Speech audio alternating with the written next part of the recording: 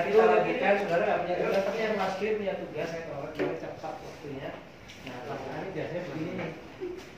Kalau menunggunya sampai 15 menit. Kalau kelas B kan dia sudah habis kuliah, masuk dia. Dia pasti tepat waktu. Nah, yang kelas A ini penyakitnya ini. Maklum Pak, perjalanan. Tidak ada maklum. Karena saya perjalanan dari Bandung jam 6 sudah berangkat di atas kereta api saya. Itu dari Banyuwangi. Dari Banyuwangi ya. Jauh banget. Jadi kita itu belum mau ngaruh.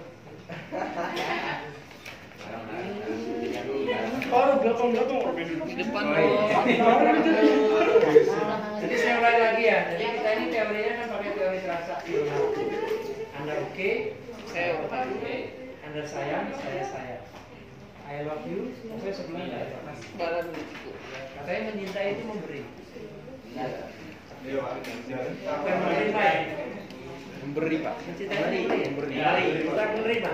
Bukan. Kalau yang menerima itu dicintai Pak. Jadi kalau mencintai itu memberi. Sejak dari dalam kandungan kita dicintai oleh kedua orang tua kita, ibu kita. Sejak dalam kandungan kan? Nah, kita kan dicintai ya. Diberi terus kan? Sama dibawa, pinggang sakit, tidur sakit, dibawa. Artinya apa? Artinya apa? Jadi perubahan yang terjadi yang dialami oleh ibunya karena akibat dari perpaduan kasih sayang, cinta kasih antara dua insan yang berjenis, sehingga perutnya berubah kan begitu kan, sampai dia, nah ini kan dua cinta. Lain jenis. Itu saya jenis. Ada sejenis. Kayaknya ya pleset sedikit. Maksudnya bukan itu. Kita pengen nikah aja. Ini apa?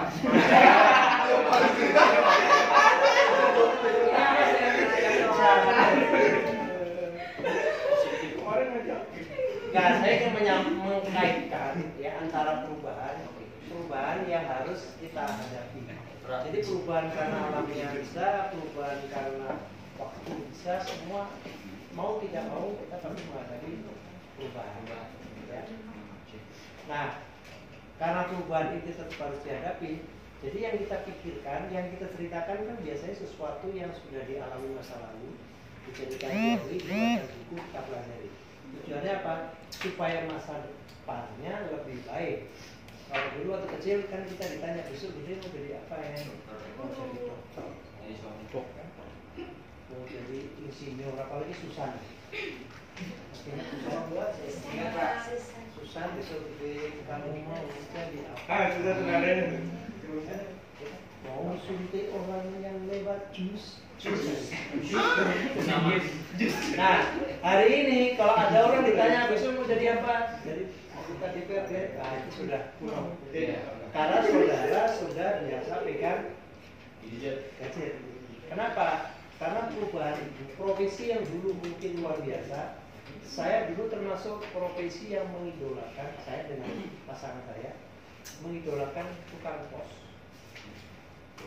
Iya, karena saya harus sering ditanya nanti bersama istri saya, sama saya. Karena apa? Kalau tukang pos yang tidak datang, itu kabar tentang yang bersangkutan tidak ada. Apa profesi itu? Apa profesi? Yang suka kita nyanyikan musik dan aku tukang pos.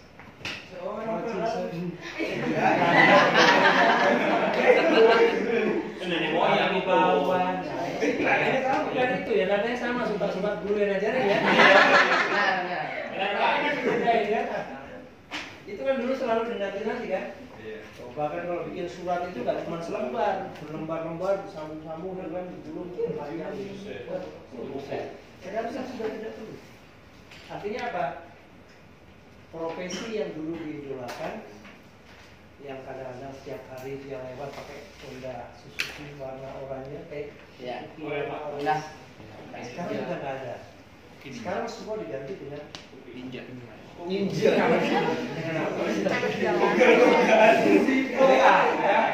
Email, semua sudah berubah. Apa tuh? Nah, terbayang nggak besok ke depan saudara mau jadi apa? Sudah nggak ada cita-cita mau menjadi sesuatu. Pasti cita-citanya akan membuat sesuatu. Karena kalau saudara tidak punya cita-cita membuat sesuatu, maka sudah selesai. Ya. Sehingga kalau menurut Anies Baswedan, kita mulai menghidupkan kembali kehidupan di kelas ini sama kehidupan di keluarga.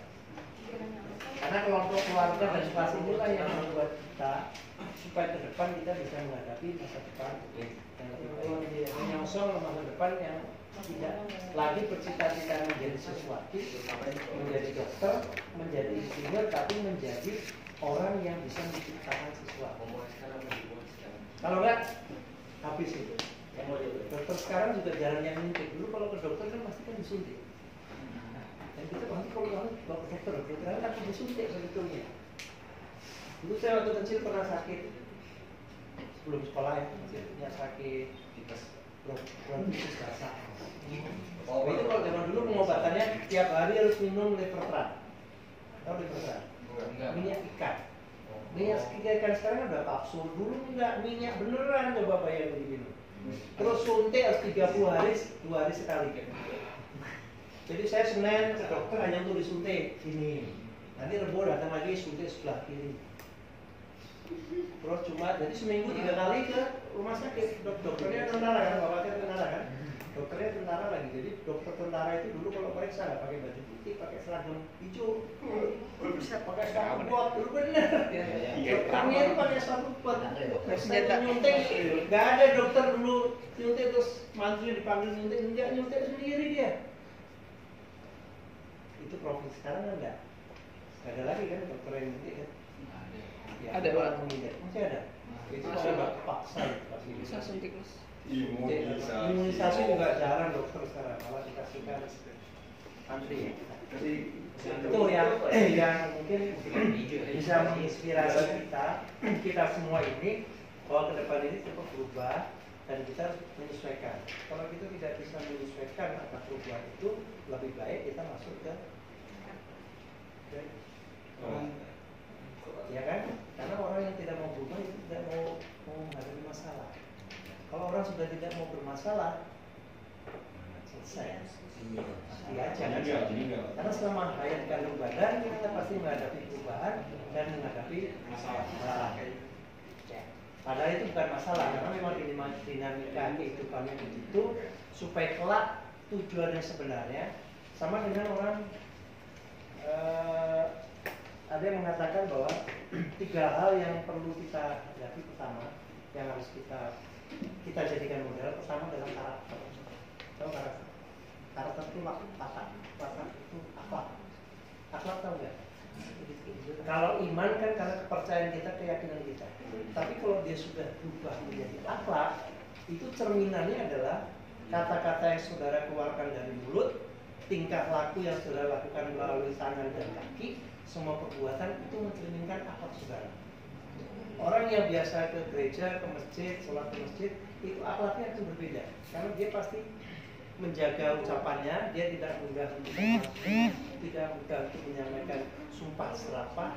Karena kalimat yang muncul di dalam mulutnya itu pasti mengandung akhlak yang dia, yaitu karakternya.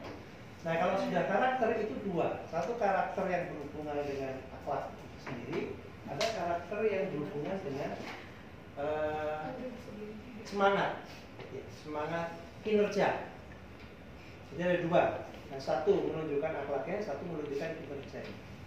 Kinerja itu kinerja karena dia jujur, dia semangat, dia bekerja keras. Tidak ada orang yang jujur tapi pendosa itu misalnya, suka berbuat sesuatu yang dosa. Jadi sesuatu itu pasti jalannya berpasangan. Kedua ini diakui seluruh dunia pasti masalah karakter itu. Nah modal saudara kita semua adalah itu.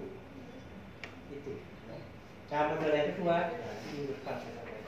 Nah hari ini saya menyampaikan materi itu juga terkait dengan kewajiban saya, komitmen saya untuk hadir tepat waktu sesuai yang sudah diperjanjikan, dan saudara juga berkolaborasi dengan saya, hadirnya juga misalkan bisa tepat waktu. Tidak ada proses pembelajaran ini kelak yang akan merugikan, pasti akan menjadikan bekal ketika kita masuk di dalam dunia nyata yang sebenarnya. Apalagi dunia saudara yang sudah pilih ini mengarah ke dunia transportasi, kereta api. Transportasi itu kan kalau ular sama dengan logistik. Kalau logistik, transportasi itu sama. Makanya kenapa ada transportasi dan logistik? Saudara tahu filosofinya ya? Tahu ular? Ular itu kan ada kepala. Kemana kepala pun ekornya ikut. Tidak pernah ekornya mau ke sana, kepalanya tarik-tarik, nggak ada. Kepalanya. Itu transportasi dan logistik begitu sifatnya. Ya. Jadi kalau ada kegiatan di ujungnya sini, kegiatan ekonomi, pergerakan orang, pergerakan manusia, pergerakan barang apapun, transportasi sini ikut. Dia pasti ada di situ karena pada saat itu kan nggak ada. Logistik juga dia ikut. Sama dengan orang maju perang kan ada bagian logistik. Perang di mana logistik ke bawah. Perang di mana transportasi ke bawah. Pabrik di mana transportasi ke bawah. Logistik ke bawah. Kebayang ya.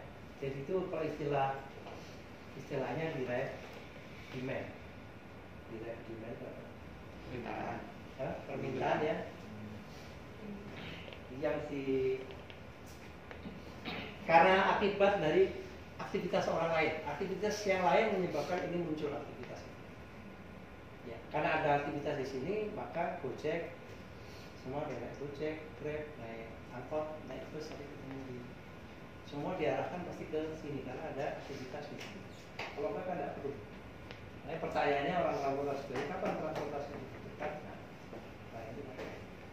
Kapankah? Nah, semua itu kaitannya dengan jasa. Ya. Nah, jasa tidak akan ada artinya kalau dia tidak memenuhi kebutuhan dan harapan. Kalau kebutuhan itu need, kemarin sudah saya jelaskan, paling basic. Jadi non tolerable, jadi tidak ada toleransi. Jadi kalau jumlah siswanya ada 38, tempat duduknya tidak mungkin cuma 20 masalah.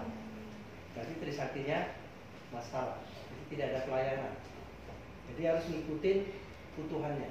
Kalau udaranya panas, ya jendelanya harus cukup, sirkulasinya cukup, kemudian mungkin tambah faktor pendingin, dan ini merupakan syarat mendasar yang harus terpenuhi karena kebutuhan. Kemudian kursinya, zaman dulu kan kursinya, kemarin kan kursinya pakai meja yang samping sini. Sekarang lebih ergonomis, tahu ergonomis? Ergonomis itu gampangnya nyaman. Jadi posisi gerakan manusia itu dengan lingkungan itu cocok.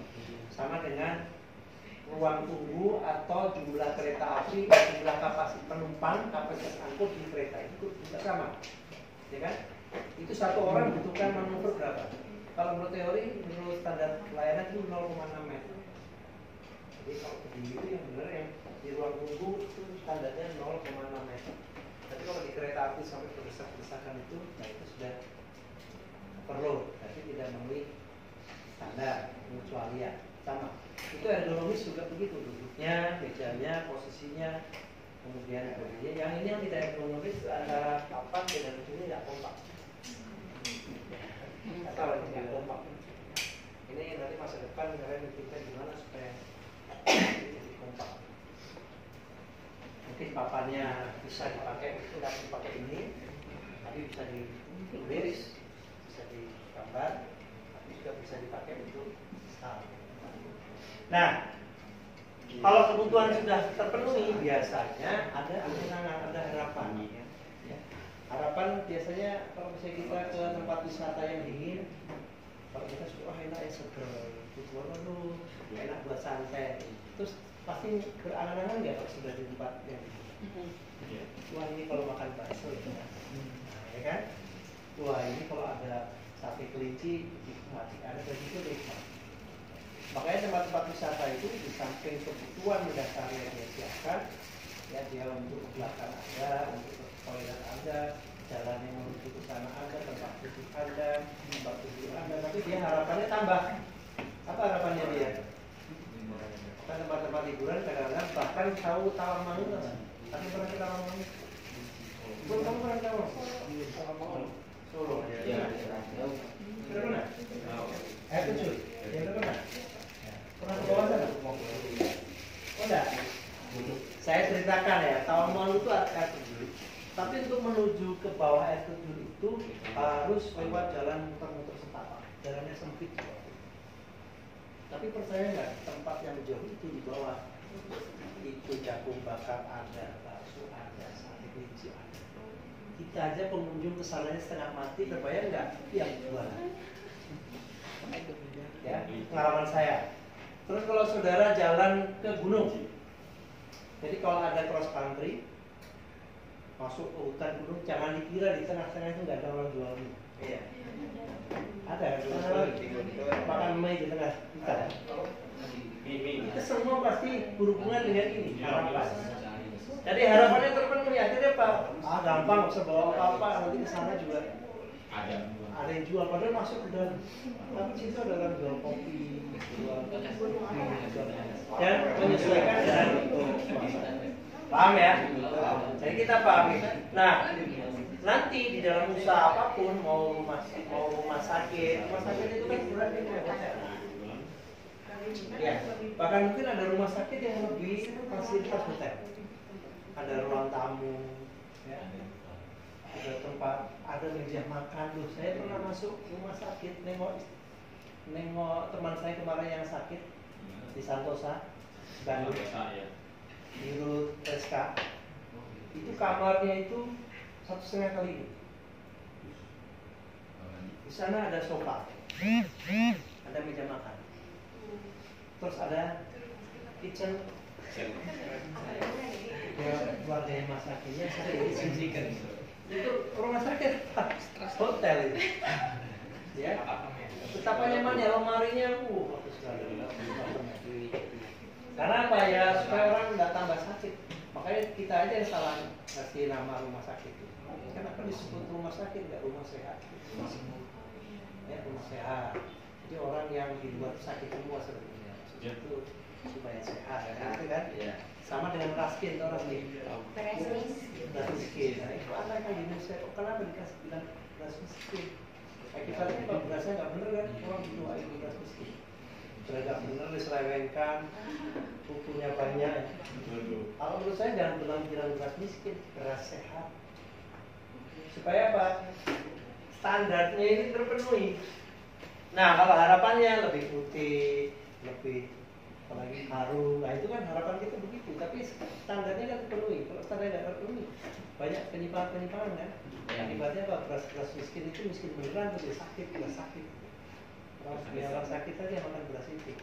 Karena dulu kalau pegawai negeri dapat beras yang nggak benar itu zaman saya itu dijual, terbayang nggak? Dijual atau diberikan ke orang fakir. Harusnya kan kita ngasih fakir beras yang benar, yang bagus, seperti yang kita makan. Tapi malah enggak kan? Kita ngasih beras yang betul-betul miskin. Ini kaitannya dengan ini. Ya. Nah, kemudian untuk memenuhi harapan itu suka ada pengembangan, ya kan? Jadi contoh kereta api yang mudah ya, bukan yang mudah supaya kebayang. Ini ada kereta api berjalan di atas rel. Relnya kira-kira mau kereta barang, kereta ekonomi, KL, relnya beda-beda nggak? Relnya sama, ya kan? Relnya sama. Nah, standar minimalnya pasti ada. Minimalnya pasti A, B, C, banyak sekali. Nanti akan saya jelaskan sendiri di ini juga ya. Ada standarnya. Karena dalam rangka untuk memenuhi kebutuhan. Tapi untuk memenuhi harapan, produk itu akhirnya dikembangkan. Dulu keretanya kereta ASU, ya pakai AC maksudnya. Pakai jendela, kalau panas jendela dibuka. Ya. Sekarang kan semua kereta api pakai AC. Dan AC itu sudah menjadi standar pelayanan minimal. Semua kereta api sudah pakai AC. Karena kebutuhannya sudah berbeda naik. Dulu tanpa AC, oke, dipasang. Bahkan dulu kereta api banyak orang yang nggak pakai baju. Tidurnya di bawah. Sudah gitu tambah sekali lagi kopi, susu, jus,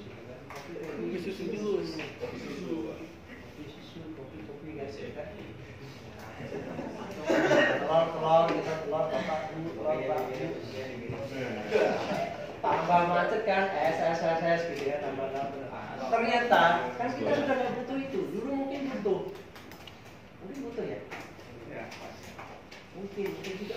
Sekarang ketika asuran dari kereta api kita menjadi menderita, kayaknya makin sejahtera. Sejahtera ya. Ini karena produknya dikembangkan. Soal pengembangan nanti saya dicontoh di berikutnya. Kemudian penyampaian pada pelanggan juga beda. Dulu kalau mau beli tiket saya masih ingat, kalau lebaran itu antrinya kan kayak dua. Antri naik sampai bawa barangnya, besok mau berangkat antrinya sekarang, satu keluarga udah nunggu di stasiun. Itu yang namanya stasiun kecil.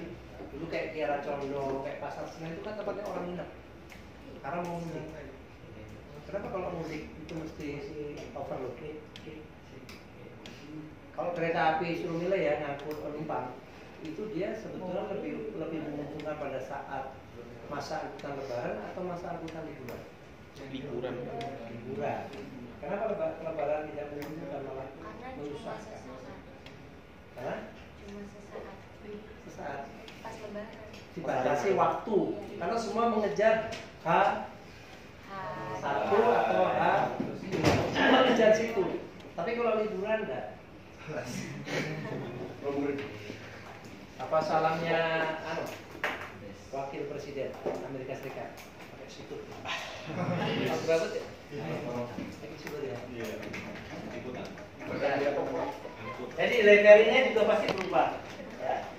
Nah, untuk mengatasi semua ini, kebutuhan terpenuhi, harapan terpenuhi, maka kita harus berusaha untuk melampauinya. Sekarang kan sudah melampaui. Terbayang nggak kalau KRL dulu tiketnya masih pakai tiket pas sepatu,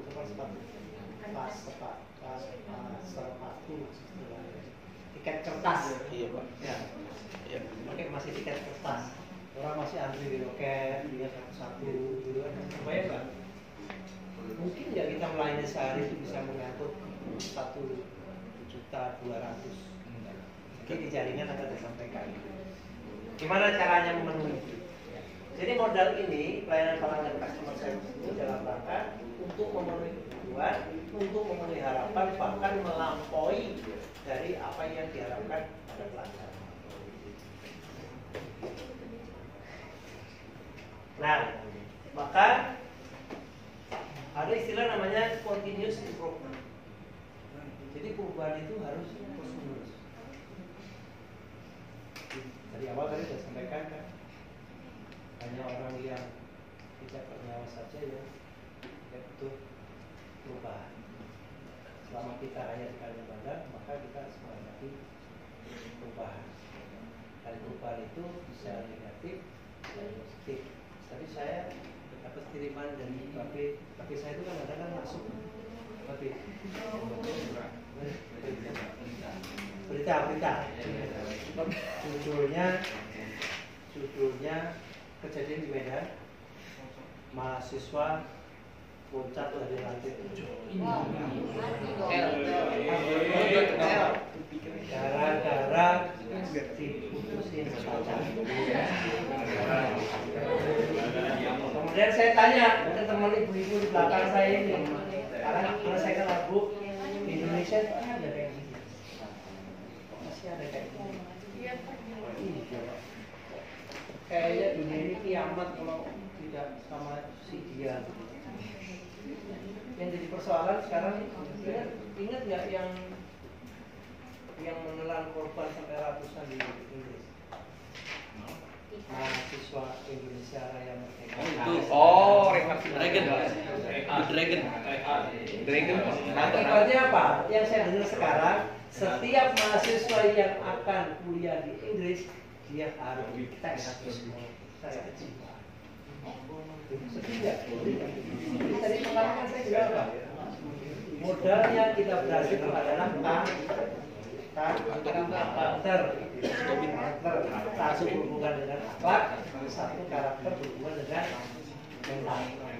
mentalitas. Ya. When the character is lost, everything is lost. When the word is lost, nothing is lost. Kenapa? Ya kalau kemakmuran kalau kita miskin tak mampu nggak ada hilang. Karena waktu kita lahir di dunia ini tidak bawa apa-apa. Besok kita masuk ke tanah pun coba tidak bawa apa-apa. Jadi kalau kita tidak punya apa-apa, nggak ada ini ya. When the wealth is lost, nothing is lost. When the health is lost, kesehatan juga. Kalau kita tidak bisa, something is lost. Makan tidak enak, tidur tidak enak, kan sakit kan? Makan ini dibatasi, makan itu dilarang, mau sholat tidak bisa, kan sakit. Mau pergi tidak bisa pergi, karena sakit.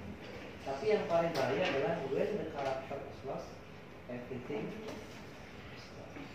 Kebayang nggak kalau kita ini gila, kita gila, ya, ada yang mau nggak? Dia bisa menikmati nggak? Nggak bisa menikmati.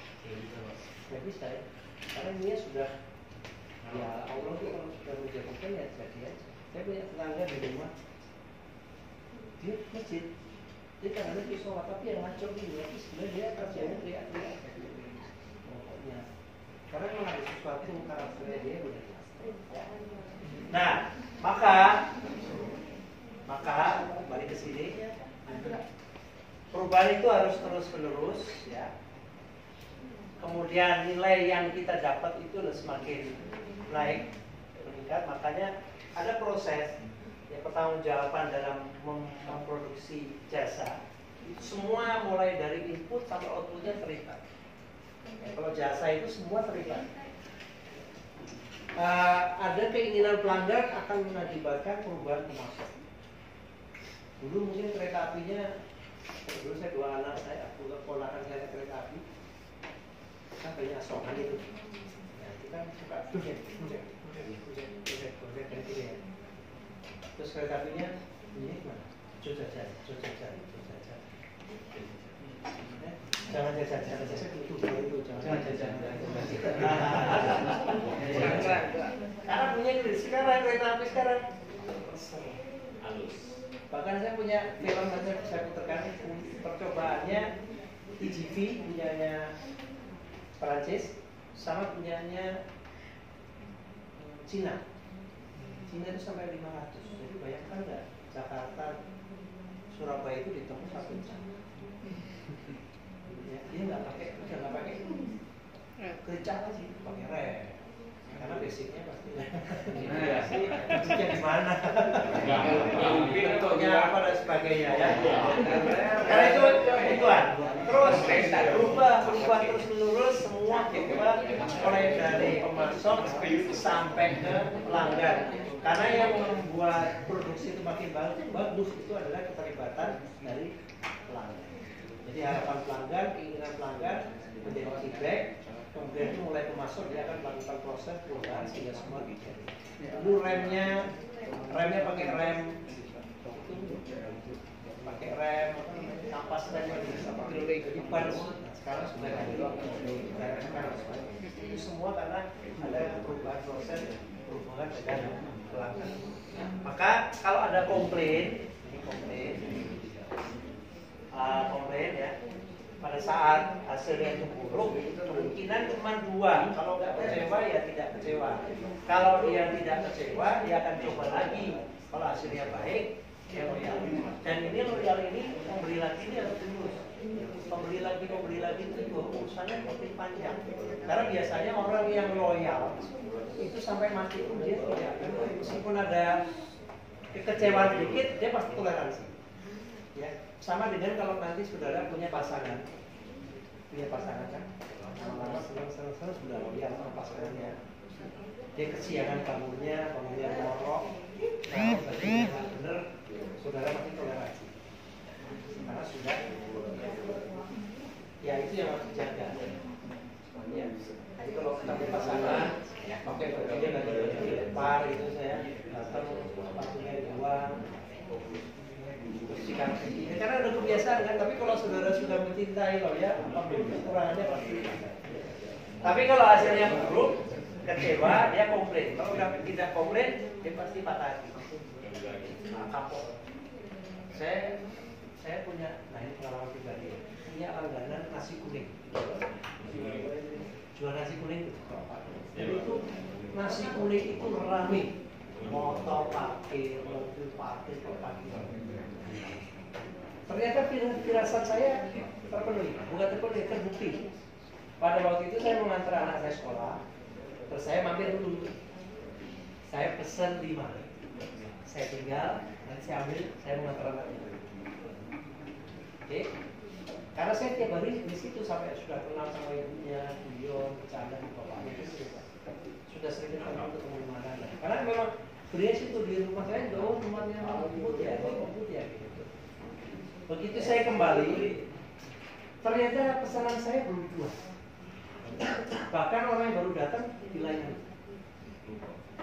Apa yang ada dalam pikiran? Saya sakit hati. Kenapa? Karena itu sudah pagi, saya sudah pesan, sudah biasa di situ. Sakit hati kenapa? Karena saya tidak mungkin menunggui. Kenapa nggak mungkin? Karena pagi perut saya minta jadwal. Ya kan masa saya pulang dulu nanti ngambil lagi kan? Dan sejak itu saya tidak. Satu keluarga curiga loh. Ya kok nggak perlu? Lama ditanya kenapa ya itu persoalannya. Dan sekarang itu tukang jual nasi kuning itu pelanggannya kabur. Jadi ratingnya turun. Sudah diganti dengan ada lagi di tempat baru nih, ada tempat baru yang sudah ramai setiap hari. Orang sudah ke lain. Jadi yang ini kecewa, tidak komplain, selesai. Ya balik lagi. Nah tapi kalau dia balik lagi, nah ini harus dulu. Dia balik lagi karena dia mungkin bisa lapor dari HKI. Zaman sekarang kan semua pasti lewat ombudsman lah, yang lewat BPK, yang lewat macam-macam, nggak semua surat baca ya, macam-macam ya. Atau berita udah, atau kalau masalah tidak selesai, ini aja. Nah, ini yang menjadi persoalan kita. Maka sekarang karena kemarin saya tidak sempat ya, ini akan menjadi pegangan kita dalam mengelola jasa nantinya ya. Bagaimana cara mengatasi ya, apa yang seharusnya dilakukan